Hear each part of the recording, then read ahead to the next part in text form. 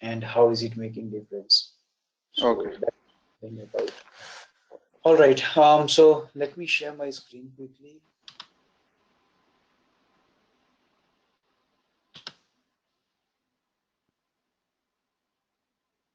Hopefully you can see it now. Yes. Great. So Oracle ADF is standing for Application Development Framework, which is part of the Fusion Middleware family. Fusion Middleware is nothing but it is the set of products launched by Oracle.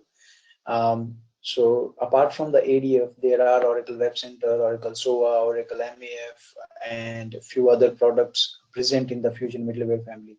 So if you are saying that you are going for the training of Oracle Fusion Middleware, that is partially true. Actually, you are going for Oracle ADF training, which is part of the Fusion Middleware family. So that is one thing about the Fusion Middleware.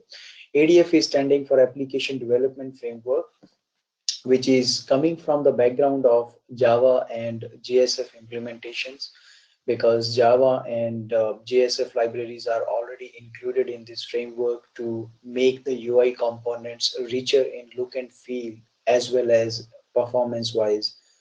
Compared to the Java and JSF web application implementation, this framework is making little bit difference in terms of doing the rapid development. Why I'm saying rapid development? Because most of the tasks in this framework will be done in the rapid way. Rapid way means declarative way, where you are not needed to write much manual code. Definitely, real-time projects are not that much simple that everything can be done in the declarative way.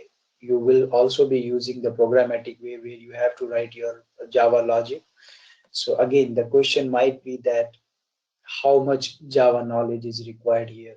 So Java, I would say the core Java knowledge is prerequisite, because the business logic which you are writing up after getting the data from the database, which data you are throwing to the UI, there might be a lot of requirements in your project that you have to customize that. So at that time, you have to write the logical stuff using the core Java features.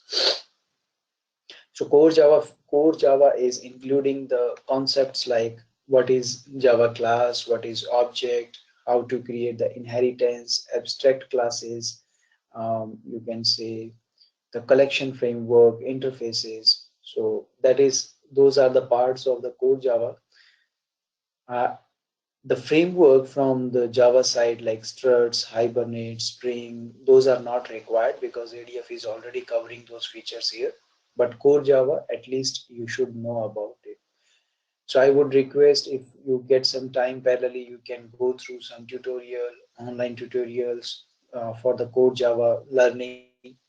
But if it is not working or if you're stuck somewhere, then at least we can have the separate Java sessions, which is 2 weeks of crash course. The people who are not coming from Java background, generally they take it.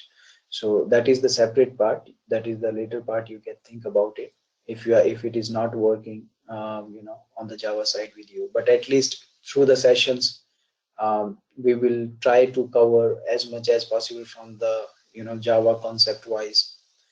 But everything is not possible to cover from the Java side during the ATF training itself. But still, the examples will be having the Java code, so we can at least have the basic.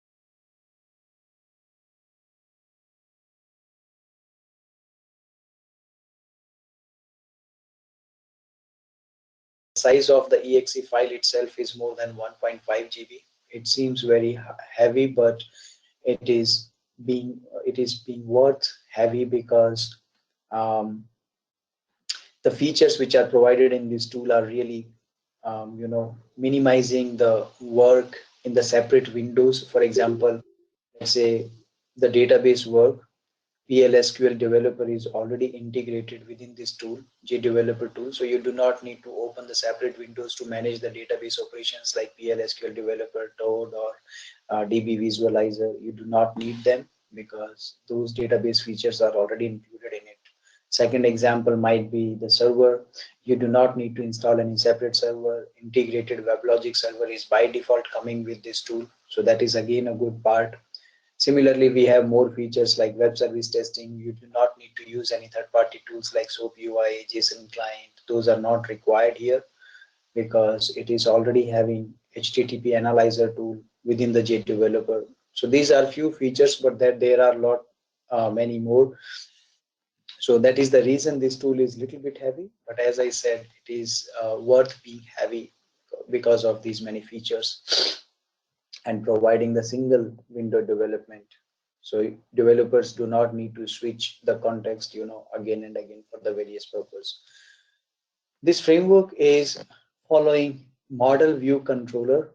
You can see here it is mentioned MVC design pattern, model view controller. If you are not aware of this, just for your information, this is a very common design pattern being followed in web application development area, not only for ADF, but for other JSF, Java, or .NET applications. We are following the model view controller design pattern. So it is just a design pattern, the way of development, the way of architecting your product, web application. We are just making the very clear separation in between these three layers: model, view, controller. What are these three layers? We keep the business logic, the logical stuff in the model layer, model project, and we have the separate project for view and controller where we keep the pages and the navigation in between the pages, the validators, the converters on the UI side, that is kept into the view controller project. The good part here in the ADF framework is when you create the ADF application, by default that application is following this model view controller design pattern. You do not need to do any extra stuff for that. As soon as you create the ADF application, by default model and view controller, two projects will be created under the ADF application. So that is the good part. We do not need to be worried about this design pattern. Why are we making these clear separation? Why do we need to create these separate projects? Because of the flexibility we have to provide to our web application. Suppose you are writing some business logic in the model project. You have already spent 1 year writing the business logic. Business logic is always time consuming process in any web development. And you have developed some UI components. Tomorrow, let's say somebody is saying, hey, something better than the ADF components has arrived in the market. Let's use that UI technology. So in that case, we are going to remove our UI components and we will replace them with the more richer components which are latest. But why should we spend that 1 year on our business logic? Because that is the core business logic and it is going to be same. Our database operations, procedures, functions, triggers, I do not need to change them. So in that case, your business logic still can be as it is, but still you can replace the view side by replacing the newer components, because you have the separate layers and they are not having the much direct dependencies. That is why we follow this design pattern, model view controller. In short, we generally call it MVC design pattern. So that is followed in the ADF framework also. So that is one good advantage of this framework. Okay. The ADF framework is the only framework which can be integrated with almost all the Fusion middleware products. So these days, you might have seen also, people are migrating for the good UI components from the BI reports to Oracle ADF framework so that they can at least generate the UI components to generate the data which you are getting through your procedures, functions. Using those reports, you can have the good UI components from the ADF side. Same thing goes with OAF. OAF was the similar framework. Again, people are migrating to ADF. For the e-business suite, people are again having very basic UI components which are 15 years or 12 years older. They were using OAF framework like 10 years old, but now they are again migrating to the ADF framework with the e-business suite. Similar thing with the SOA framework. Again, you are having the web services testing, but the data which are coming, it is easy to integrate with the ADF framework and just drag and drop your services and create your UI components. So saving the time plus having the richer components, those are the features people are getting from this framework, and that is the reason it is this framework is getting more and more popular. Not these days, but from last couple of years now. The tool which I was talking about, JDeveloper, the tool is having the latest version in the market, 12c, and 12c is again having the sub versions of that tool, like 12.1.x, 12.2.x. X means 12.1.1, 1.2, 1.3, 12.2.1, 2.2, 1.1, 2.1.2. Every version of this tool, like 12.1.x, why are they having these many versions? Because as I said, this JDeveloper is the only tool being used for all the ADF Fusion, sorry, not ADF, all the Fusion middleware products development. So whenever you are downloading the JDeveloper tool, if you are going to use any specific Fusion middleware product for the implementation part, then first you need to know about the version of that particular framework which you are going to use. Let's say I have decided to go with Web Center framework, or I have to go with the SOA framework. So first I will check that what is the version of the SOA framework I'm going to use, what is the version of MEF I'm going to use, what is the version of Web Center I'm going to use. Once I have decided that, then JDeveloper, whenever I go and start downloading it, before that I will have a look on the Oracle's website in the release notes. In the release notes, it is very clearly mentioned that this JDeveloper version is supporting these frameworks or not. So later on, once you download it, you might need to install the extension for those frameworks in your JDeveloper. But the good part with the ADF is you do not need to install any separate framework, or sorry, separate extension in the JDeveloper tool. Every JDeveloper version, whether it is 11G or 12C, whatever version you are downloading, ADF is the only framework which is by default coming with the JDeveloper tool. So that is again the good part here. All the required libraries and references which are needed to start the development already coming with the JDeveloper tool. You just download it, install it.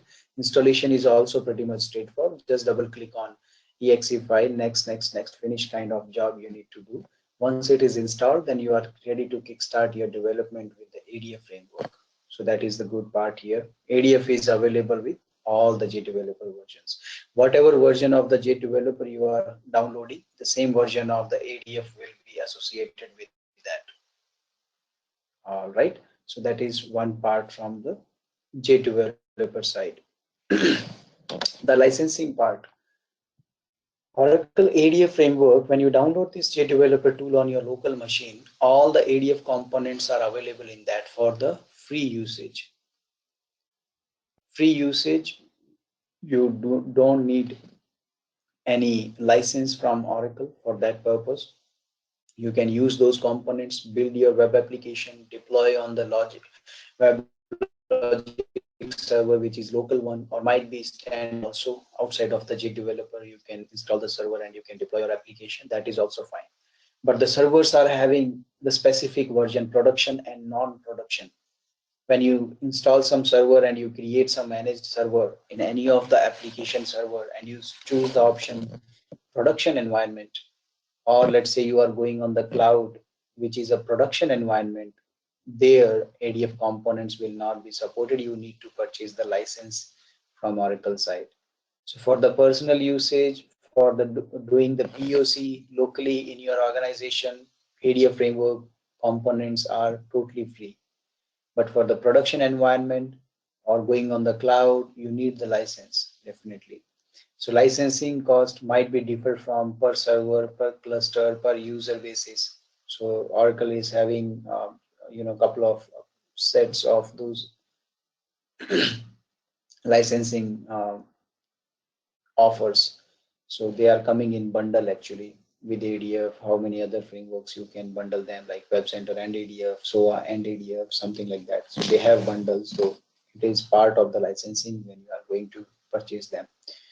Otherwise, there is one more free version of the ADF which is called Essential, ADF Essentials. ADF Essentials is nothing but few of the components can be used freely on the production environment also, but not full components.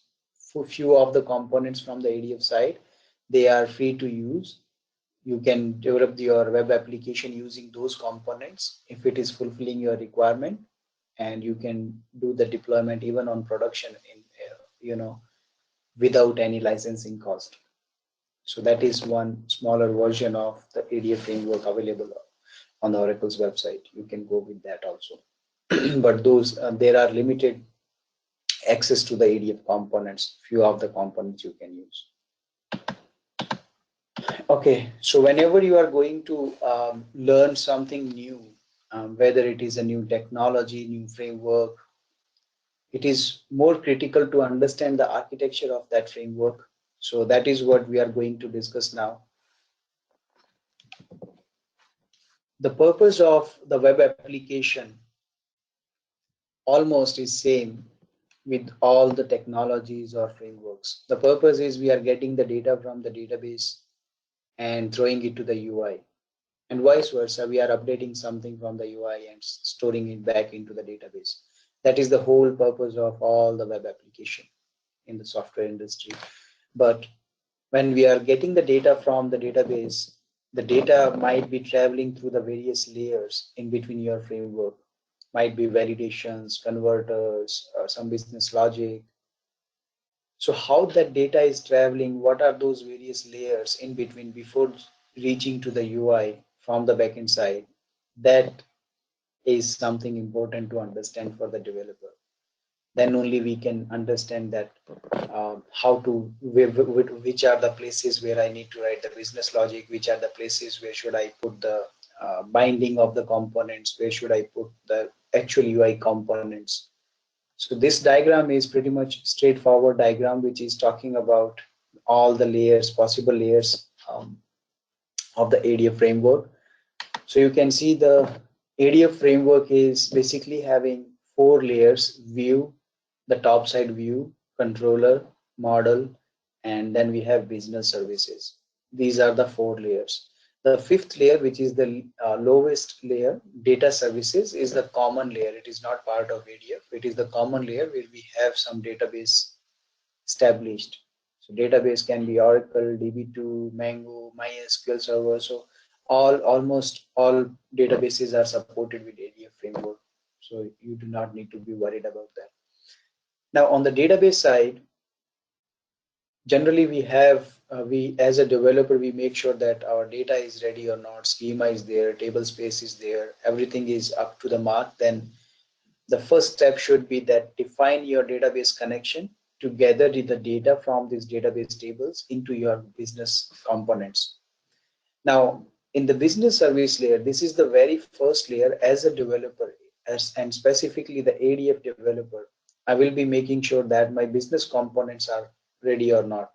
So here there are a couple of examples mentioned, like you can write the Java code to establish the connection to database system. You can write the EJB, which is again coming from Java background. Enterprise Java means you to make the connection with the database. BAM is coming from SOA framework, business analytics monitoring, web services, which are platform independent. They are not coming from any specific framework. Web services itself is a framework which can be integrated with ADF, MEF, or SOA. Right? So those web services also can make the communication to the database systems. BPL is again coming from SOA framework. BI, you know it very well. Business intelligence reports can make the connections to the database. Portlets are coming from Web Center framework. So all these are Fusion middleware product examples which can make the connection to the database systems. But if you are using ADF framework, it is strongly recommended that you should use ADF BC. This ADF BC is standing for business components. You can write the Java code in ADF framework also, but that is not recommended. So first of all, you should go with the business components. And on the business component side, we have three business components at the root level. And those three business components are entity object, view object, and application module. I'm just repeating: entity object, view object, and application module. So two names are looking similar. Those are sound similar: entity object, view object. And both are doing what? They can be dependent on your database table. They establish the connection and they can gather the data from one of the database table or multiple database tables. Entity object is responsible to do the DML operations, which are many data manipulation operations: CRUD operations, create, read, delete, update. View objects can only read the data, but they can throw your data to UI also. So there are a lot of other differences available, but this is not the right time to go into the depth of each and every feature. So let's try to understand it conceptually so that we do not lose the context here. The third one, which was application module, and it sound a little bit different from an entity object and view object. The responsibility of the application module is only managing the transaction data. So transaction handling is done by the application module. For example, commit, rollback, starting the new transaction, handling the existing transaction. That will be the responsibility of application module. So these three business components will be working together in the ADF application to establish the connection with database, gather the data, firing the queries, and have the data. The good part here is with the business components, they have their own cache memory. Once the data has been loaded, the data can remain inside the cache memory. Next time when you need the similar data or you want to do the sorting, filtering of the data, you do not need to fire the queries again from the database, because that might be a little bit heavy operation. So you already have the data into the cache memory. You can just go ahead and filter, sorting. That will be much faster rather than getting the data again from the database. So that benefit will be automatically done, but still you have those configurations. You can tell your business components that this time you need the data from cache memory, or it should be fetched from the database side. So it is up to the developer. They can make these settings dynamically. So that is again a good part. You can tell your business components, hey, this time get the data from database table or from the cache memory itself. Now, once you are ready with the ADF business components, ADF framework is providing one very powerful feature, which is called data control. It is not mentioned in the diagram, but technically when we use the JDeveloper tool, it is created there. The data control feature is nothing. You can drag and drop these business components directly to the top layer. The top layer is nothing but my view components, my ADF faces. Faces are nothing, UI components, ADF components, JSF components. Both are similar looking components, only the library differences are there, but it is again suggested as much as possible we use ADF components only for the better performance. But JSF, some of the JSF converters, validators we have to use because ADF framework is internally using the JSF features, Java server faces, but you do not need to learn this separately. It is part of the ADF. Okay, now what I said, business components can be directly dragged and dropped on the top layer.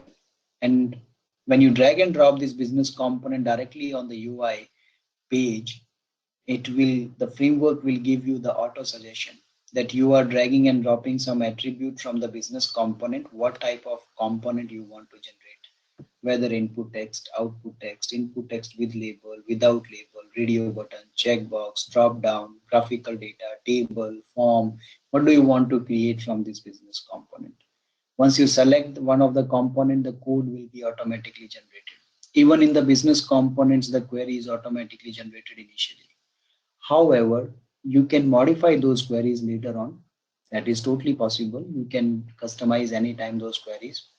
You can use any complex level queries, inner join, outer join, in, not in, subqueries, where clause, whatever you want. But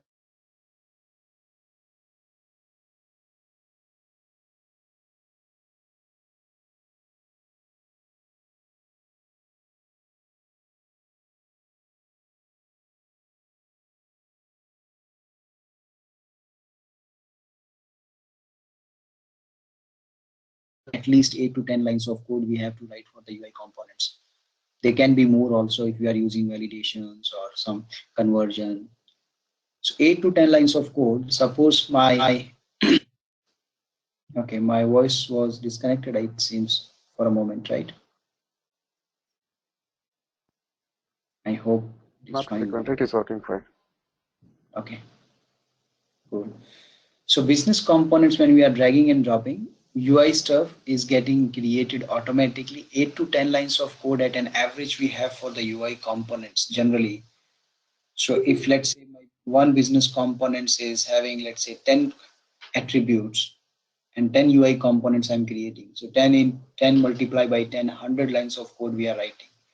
But the good part here with the ADF framework is we are just dragging and dropping this, and that 100 lines of code is automatically generated. Later on, small modifications, if those are required there, you can do that. But initially, you are saving you a lot of time compared to Java or JSF implementations. Now, when you are dragging and dropping your business component, in the background, your framework will generate one binding layer. This binding, ADF binding, is nothing but one XML file. Why do we need this XML file is when you drag and drop your business component to your page might be having a lot of components. Suppose I have employee ID attribute, and employee ID, I have the database table, which is employee table. In that table, I have two columns, employee ID, employee name. Now, the first step as an ADF developer, what I will do, will create the business component. Once I create the business component, let's say view object, I will select the employee table. Both the columns I will include into my view object, employee ID and employee attribute and employee name. Now employee ID and employee name corresponding to your database columns, two attributes will be created in my view object. Now those two attributes will be visible in the data control, the feature from where you are dragging and dropping this business component. So now once you are dragging and dropping on your page, let's say only employee name I want to drag and drop. So once I drag and drop this employee name to my page, it will give you the auto suggestion that input text, output text. So let's say I selected input text. Input text is created, but who will tell my UI component that this input text is getting the data from this view object attribute? So for that reason, one XML file is created in the background, which is telling your UI components that you are getting the data from this view object, and this view object has two attributes, employee ID and employee name. You are using employee name, and this view object is based on this database table. So that is how the end-to-end mapping is happening. So the good part is you are not creating that binding manually. You can do that. Those are the advanced scenarios, but later on you can modify the binding also. We have separate types of bindings as well, but ultimately it is going to be one XML file which is telling your UI components that from where you are getting the data from the business components, and business components will be based on some of the database table. So that is how your framework will have the end-to-end mapping from database to business component, from business component to your UI component, and in between the binding will tell that which business component is being used. Because in real-time project, you might have 50 UI view objects. Every view object has again the 50 attributes. So which attribute from which view object we are using, that is the work of the binding layer. Now the controller part, the good thing about the ADF controller is it is built in. You are not going to write the code for that. In the normal Java framework, if you are working on Spring framework or some other frameworks, we needed to write the annotations on the methods, and we needed to tell our UI buttons that this is the method with the annotation code will be called. But here, the ADF controller is built in. You do not need to write those annotations and all. So that is the good part. We can save a lot of time. The work of this controller part, not only in ADF framework, but even in the Java framework, JSF, or other technologies, wherever we have the controller in between. The work of this controller is whenever you raise any event from your UI page, let's say submit event, you have some command button, command event, command link, command image link on your page. When you press those buttons or links, one HTTP request generally raised from the browser. web browser where your application is running. That HTTP request goes to the server where your code is deployed and you are accessing. From there, it will find out that with this button, which action is associated. It finds out that logical stuff from the method. That method gets executed. The response goes back to the page and it renders the response.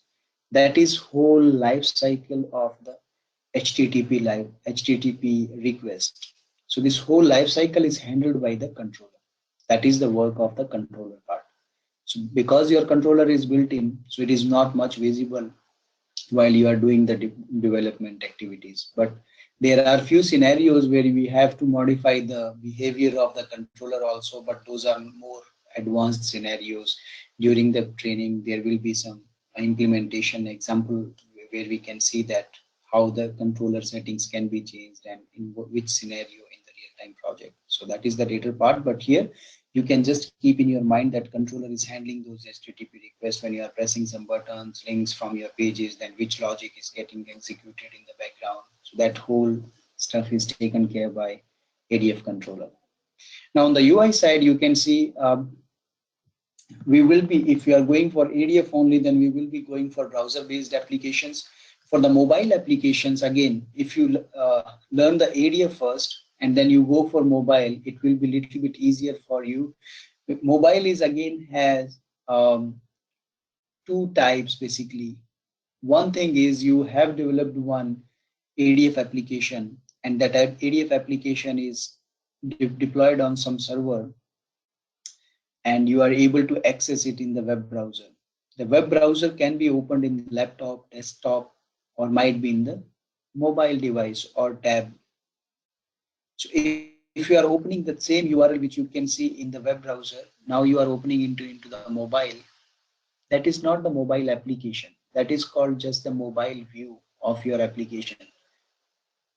So for that purpose, we need to do some changes inside our application code itself. We put some user agent string identification using the CSS, and we check that if user is accessing this URL from the desktop or tabular device or mobile device, according to that, we set the pixels of our main page, the root element. So that is the mobile view. But there can be the mobile application development.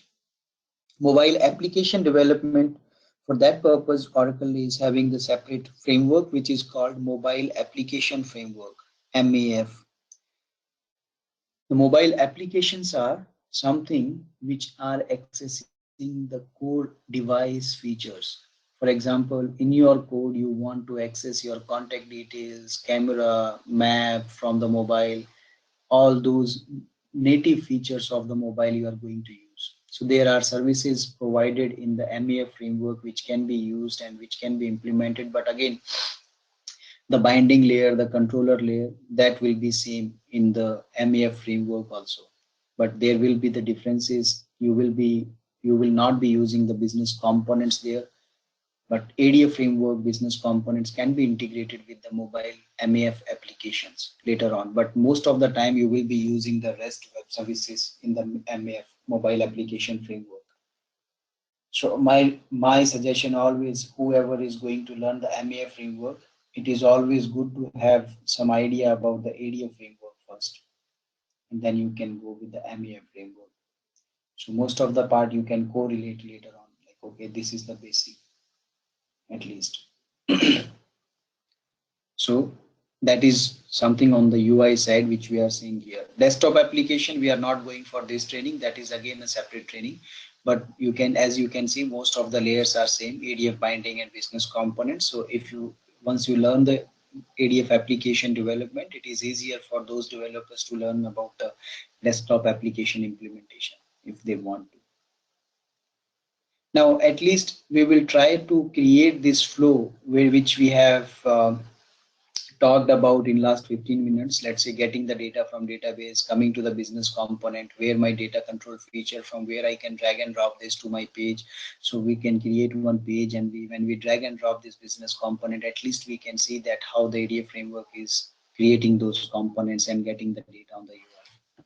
So let's quickly see that example here. So let's say I'm creating one new application. new application. This is the JDeveloper tool which I'm using. So you might have already familiarity with this JDeveloper tool. If not, then anyway, we will be covering this during the training. What are those menus, options of this JDeveloper tool? So that is the later part. New application, and we have to select always ADF Fusion web application, not other applications, because JDeveloper is the only tool which is being used for other application development areas also. So, but we are going for ADF Fusion web application. Click on OK. Give some meaningful name. Let's say Ravikant ADF app, something like this. This application is going to be created in this directory. That should be fine. I'm not going into the small menus and options right now because we quickly want to see this example. Otherwise, it will take more than 1.5 hours or so, might be 2 hours, 3 hours to talk about each and every menu. And even it is not possible to cover within the demo session. So simply I'm going with the flow as of now, creating this ADF application. I'm not going to talk about what is package prefix, how to create it, or how to create your packages, something like that.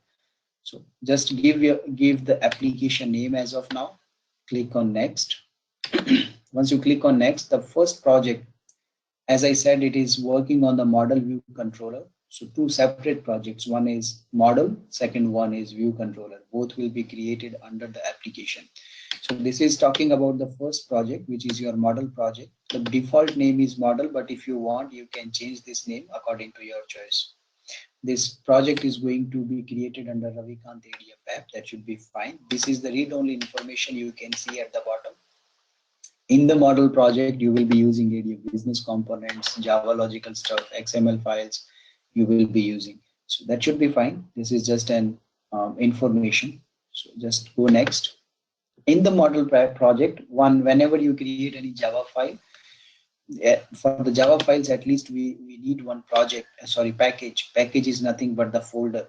So model will be the name of that folder. You can rename it right now or later on also you can rename, just right click on the folder and rename it. So that is something just for the information purpose.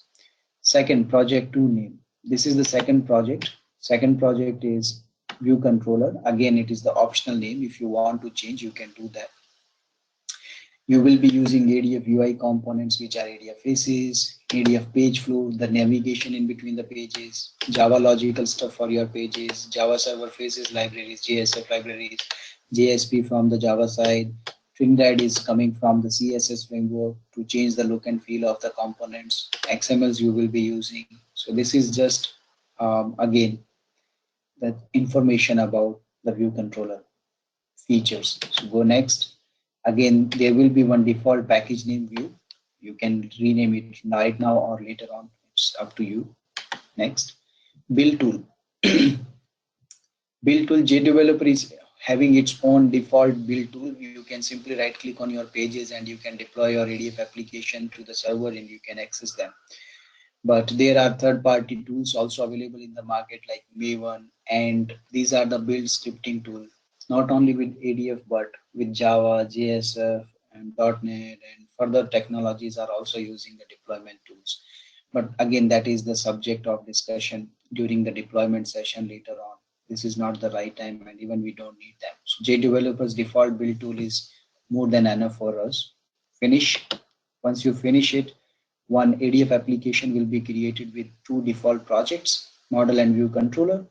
View controller will have some default generated files. Here you can see 5 default generated files are there: ADF settings, ADFC config, faces config, tended config, web.xml.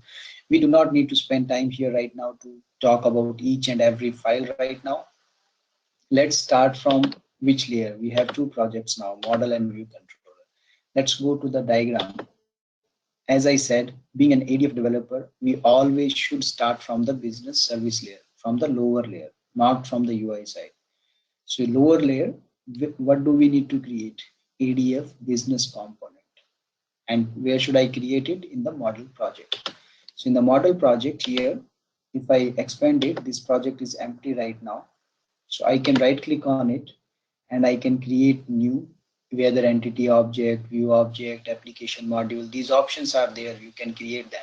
but at least you need the database connection first, which can be used with these business components. So the first step should be establishing your application, the database connection with. So let's say if you want to create the database connection, you can go to the window menu and you can open the built-in PLSQL developer from the JDeveloper. So you have the option database. This is the PLSQL developer built-in. So here you can see this is my PLSQL developer. Currently it is showing these many applications. These are the applications which are currently opened in my JDeveloper. Each application has their own database connection, or you can create this connection from the JDeveloper tool itself. That connection is at the IDE connection level. So might be, let's say you are at the beginning stage, you might be creating a couple of applications for the example purpose. So as many as times you create these applications, you need the database connection. So better you create one database connection for your tool itself, and later on whenever you create the new application, you can simply drag and drop this HR connection. HR is the schema which is by default coming with the Oracle database, so we can use that for the example purpose. So as of now, if you see any other application, if I expand, they have their own connection, HR connection. And if I go for Bhavin ADF HR connection, so now if I'm going for your application Ravikant, if I expand it, there is no connection. So what I can do, I have alternative options. I can right click on this, right click on new connection, and then I enter all the details about my database connection, username, password, host name, SID, and JDBC port, whatever it is, and click on test connection. It should be working, but I already have saved connection here for my IDE, so I can simply drag and drop this HR connection to my Ravikant ADF app. So once I do that, your connection can be imported here also, like this. So these features are built in JDeveloper tool, drag and drop, which can save you a lot of time. So now HR connection is already included into Ravikant ADF app.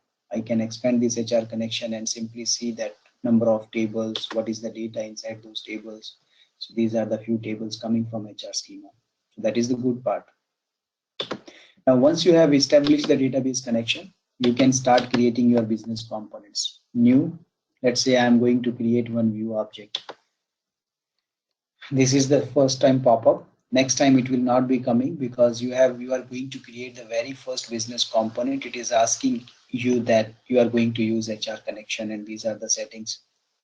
Default SQL syntax will be the Oracle syntax. Otherwise you can choose other database type also. We are going to use Oracle, that should be fine. Data type for the attributes. When you create the column attributes, let's say employee ID, employee name. So database type can be coming from Oracle side as well as Java extended.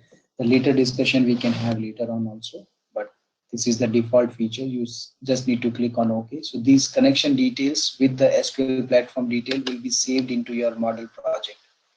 So next time onward, that pop-up will not be there. You will see this pop-up only from the first step itself, because that connection detail now has been stored into one of the file. In the left hand side, you can see model.jpx. This file has stored that data. JPX is standing for Java Project XML file. So model.jpx file at the project level, your database details are stored now. So database connection. So next time when you create your business component, this pop-up will be there. Now it is asking for the name of your view object. Suppose I just want to get some employee data. So I can create employee view, something like that, view object. Now we have the further types of the view object. Again, this is not the right time to talk about each and every type in detail. Suppose I'm going with the SQL query based view, which can read the data from database table. Go next. Your view object is going to be created now. This is the place where you can write the query right now, or you can open the view object later on and you can come to this place and you update this query anytime. So here it is your choice. You write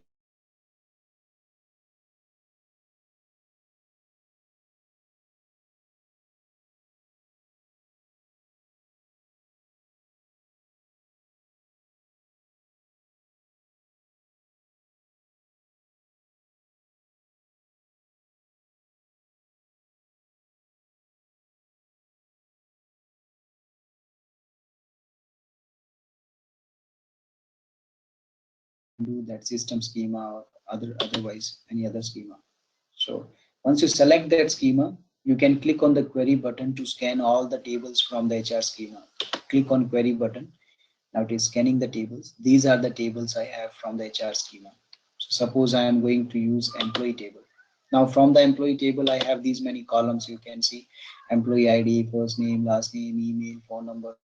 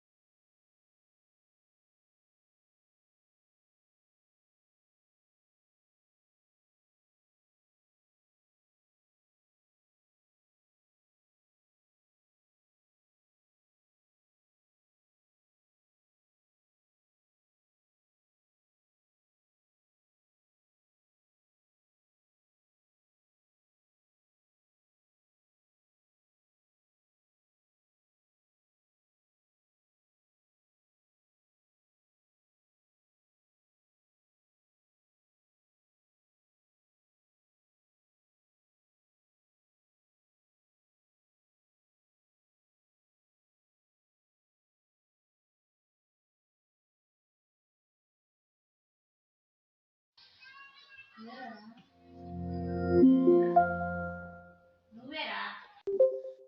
it is my choice. Now I drag and drop one of the attribute at a time, or I can drag and drop whole view instance on the page. So let's say all the attribute from the view object I want to show. So I can drag and drop whole view object on my page. As soon as I create this element, I drag and drop this element, auto suggestions will always be there from the framework. Your framework is that much smart, it can identify that what data type you are dragging and dropping. According to that, it will be showing the number of components, whether it is ADF form, or you can see ADF table, or single selection, which is drop down, or group radio button, or navigation part, or any graphical component. So let's say I just want to display all the employee data using the ADF form. So once I select ADF form option, it is giving that these many attributes you are going to show now, and corresponding to those attributes you are going to create these many UI components: input text. Again, your framework is that much smart, it is identifying the data type of your attributes. If those are varchar, then input text. If those are date, then it is creating, you can see ADF input date component. So these are the few options available, like your form should be editable or read only. It is your choice, like what type of form you want to create. So now go row navigation. This is just buttons like traversing buttons, next, previous, last, to traverse your records in the form. Simply you can click on OK. Your all the attributes will be inherited on your page, and they will create full ADF form because your view object is getting the data. Now same data you have dragged and dropped on your UI page, and you can see for one input text this much of code we generally write, and your code for all the components is written here. If you scroll down, how many lines of code? 105. 105 lines of code you have just written in 1 second itself. But earlier in Java applications we were writing it manually. Now you can imagine how much time we are saving here with the ADF components. Not only this saving time, but the component itself are very richer in look and feel and their functionality. Few of the functionalities, validators, converters are built in. So that is good part here. Now once you have dragged and dropped, you can simply right click on your pages using the default build tool. Simply click on run. Your application will be started. It will be deployed on the integrated WebLogic server. As I said, WebLogic is already part of this JDeveloper tool, so you do not need any separate server for that. It will be deployed on the server directly. Now, once you dragged and dropped one more part from the data control, if you correlate with the diagram which we were discussing here, we talked about the binding file. So whenever we drag and drop any business component on the UI, in the background one binding file is getting generated. So where is my binding file? I just dragged and dropped something, right? So for the employee page, you can see one employee page dev.xml file on the left hand side in your project. It has been created. So this XML file is nothing, one binding file. How can you see the binding file? Either you open this file, or you can go to your page employee.jsf. Each page which is having the binding, let me show you. Each page which you are creating the binding, for that you can go at the bottom and you can see the bindings tab. At the very bottom you can see the bindings tab. This file will be representing which attribute is belonging to which business component here. So once you go to the bindings tab, you can see here you just used employee ID, first name, last name, these many attributes, and all these attributes are belonging to some of the view instance, and this view object is going to be based on some of the database table. So once you click on any of the attribute, it will be clearly showing you that this attribute is belonging to this iterator and this iterator is belonging to this view object, and you can just open that view object and you can see the query section. Like this is having select this from which table? Employees table. So you can quickly imagine that we are getting the data from employee table. That's it. So that is how end-to-end mapping is happening for your pages. Now once you can start your page, you can see here in the browser, this is how your data will be looking like. So your view object is fetching whole data from the employee table. This is my 100. This is the first record. We have the traversing button. These features are built in again. So you can click on next button and you can see the second record 101, or you can go to the last record 206, again go to the first record 200, similarly.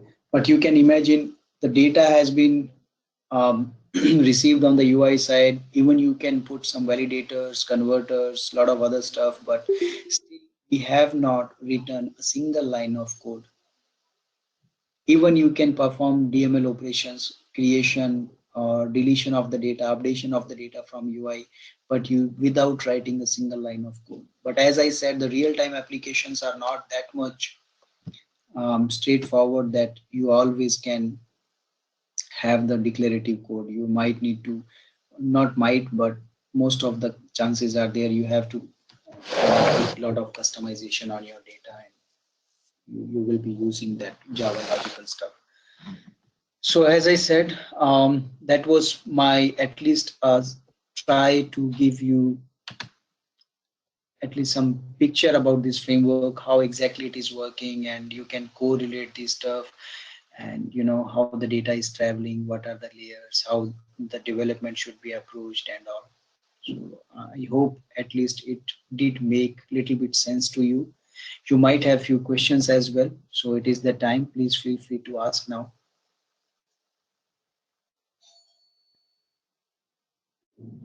You told that it is a project already integrated in this. Sorry, what is that? Hello? Yeah, It is mentioned that WebLogic server already integrated in this. exactly. If I am deploying in the WebLogic server, Mhm. you separately you can deploy on that. Yes, the only condition in that case is you can deploy your ADF application, not only WebLogic server. You can install the WebLogic server separately on your machine or any other machine in the same network. Plus the Glassfish application server, JBoss, WebSphere, almost all the application servers are supporting the ADF applications. But if you are not using integrated WebLogic server, the only difference will be you have to install the ADF libraries on those servers. And for that purpose, ADF is providing one utility. If you search on Google, it will be coming there. It is available on Oracle's website itself, freely downloadable. That is called Oracle ADF Runtime. Once you Okay. download, yeah. So once you download it, this is the exe file. It will ask you the server address on which server you want to install these libraries. Just give the path and domain name of that, username and password. Click on next, next, finish. Your all the required ADF libraries will be installed on that server, and then you can deploy your application on that. So you can use in the same code in the Java server also. Yes. Okay. Yes. Anything else, Ravi? Yes.